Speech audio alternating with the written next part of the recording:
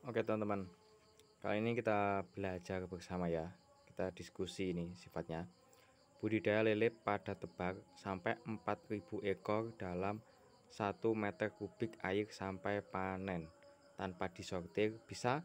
Bisa. Nih, kita main logika yang sangat sederhana.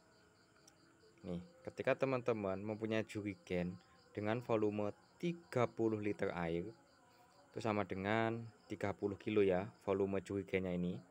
Entah nanti airnya itu berapa, kita nggak peduliin, yang penting volume wadahnya ini 30 liter. Kalau misalkan diisi dengan air semuanya sampai penuh, berarti bobotnya 30 kilo. Nah, kalau untuk membawa ikan lele bisa 15 kilo ya teman-teman, dan yang paling ringan 9 kilo. Ini dengan sama-sama airnya full ya. Jadi kalau 9 kilo ini tahan lebih lama, kalau yang 15 kilo ini nggak begitu tahan lama ikan lele di dalam sini teman-teman ya.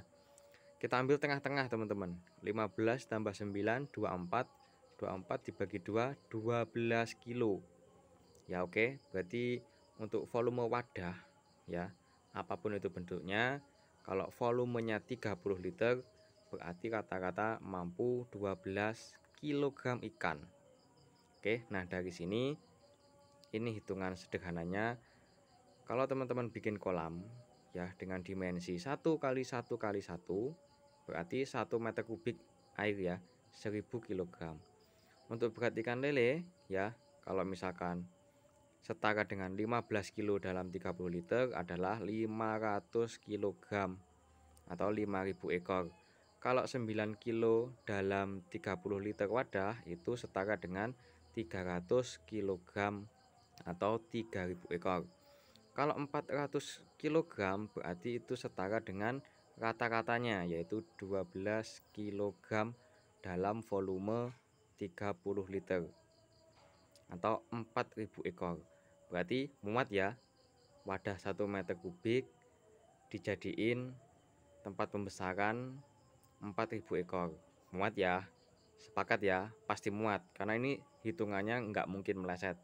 Artinya ya pasti muat teman-teman. 12 kilo dalam 30 liter ini muat banget, maka 400 kilo dalam 1 meter kubik pasti muat. Nah syaratnya kalau ini kan ya, kalau kita bawa hasil panen ke pengepul ya, ini kan cuma sebentar, tapi kan ini tidak terbiasa teman-teman ya, jadinya ikan lelenya stres karena tidak terbiasa. Bagaimana kalau dari kecil kita biasakan supaya ikan lele itu seperti itu. Sekarang pertanyaannya, kalau teman-teman bawa benih lele sebanyak 4000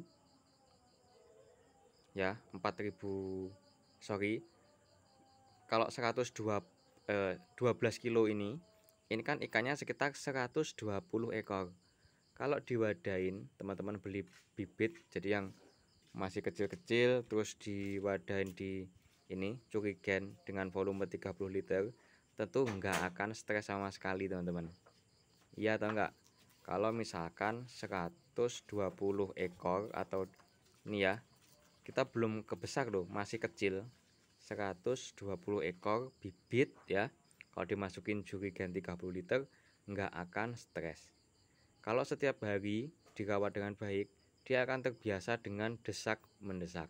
Nah sebagai gampang, kalau kita kan kayaknya nggak pakai jerigen ya, aku balik lagi di sini. Kebalik baliknya, sabar.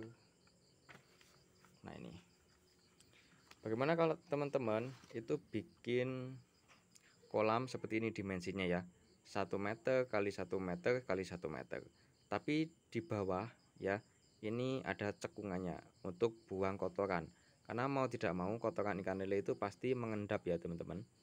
Meskipun banyak ikan, banyak pergerakan, tapi tetap ada semacam kotoran yang melayang-layang campur terus sama air, ada juga yang mengendap. Nah pastiin pembuangannya seperti ini. Oke, ini bisa dari tandon, bisa langsung dari pompa air. dan terus menerus teman-teman. Ingat, kalau tadi 12 kilo dalam 30 liter jerigen itu muat banget, maka 400 kg ikan dalam kolam 1 meter kubik pasti muat banget. Oke, kalau dari kecil pasti udah terbiasa, berarti ada namanya proses adaptasi teman-teman. Bayangin, ikan 4000 kalau ditaruh di sini dari kecil akan adaptasi. Nah, tugas kita adalah menjaga pH supaya tidak turun ataupun tidak naik, artinya stabil. Entah siang hari malam hari stabil. Cara yang paling gampang adalah dengan menggelontor air terus menerus. Ini debitnya disesuaikan teman-teman ya. Disesuaikan. Jadi waktu kecil debitnya kecil, kalau waktu besar ya berarti dibesarin.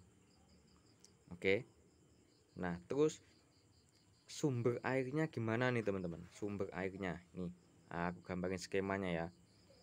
Jadi teman-teman, ini apakah teman-teman mampu ya punya sumber daya alam seperti ini atau enggak? Kalau misalkan ada sungai ya, ada air. Terus teman-teman di kebunnya itu ada pohon besar seperti ini. Air dari sungai itu kan sebenarnya juga meresap ke bawah kan? Meresap ke bawah.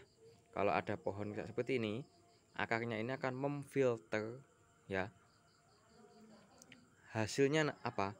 Air yang ada di dalam tanah seperti ini menjadi lebih bersih, jadi lebih bagus gitu ya teman-teman ya, karena polutannya diserap sama akar tanaman. Nah, tanamannya menjadi subur karena mendapat unsur hara gitu loh. Nah, air ini kan sebenarnya meresap masuk ke dalam sumur ya teman-teman ya, makanya sumur itu nggak habis-habis.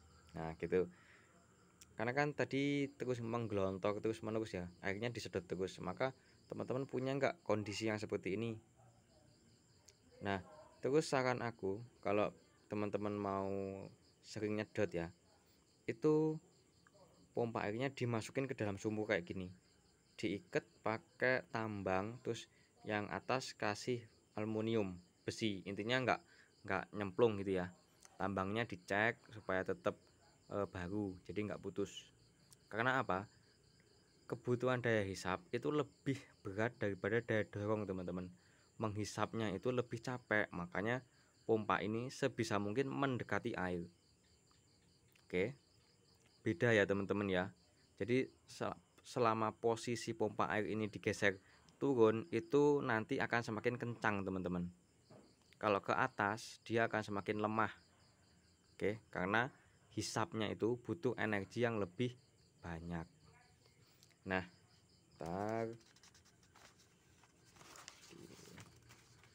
terus pipa buangannya teman-teman, pipa buangannya diapakan?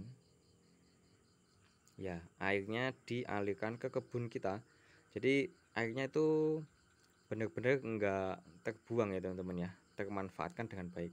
Ini aku contohin buat kebun pepaya teman-teman. Nah teman-teman, pastinya kalau pakai organik ini, teman-teman nggak perlu mupuk, nggak perlu menyirami. Jadi listriknya teman-teman tuh bisa di cover juga dengan jual buah pepaya ini gitu loh. Nah, kelebihan yang lainnya teman-teman, kalau teman-teman pakai model seperti itu, teman-teman nyetingnya gampang banget ya, pilih tempat. Lagi pula membeli listrik itu tentunya lebih mudah daripada membeli tanah.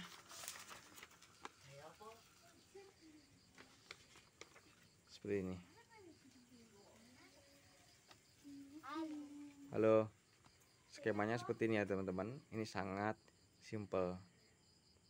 Oke, daripada teman-teman bikin 4000 ikan ya, itu bisa luas banget loh.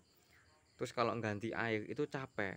Memang airnya lebih lebih awet, tapi ketika ganti air teman-teman tuh harus menyediakan air yang banyak sekaligus gitu loh. Ganti airnya tuh banyak. Tapi kalau seperti ini itu kecil tapi terus menerus gitu. Nah, gimana caranya teman-teman tuh tetap punya air yang melimpah? Caranya ya seperti ini. Sumber yang bagus tuh yang seperti ini teman-teman. Ada sungai, ada resapan, ada pohon-pohon besar sebelum masuk ke sumur. Ini airnya insya Allah ini menguntungkan teman-teman banget model seperti ini. Oke, selamat mencoba. Boleh percaya, boleh tidak. Terima kasih.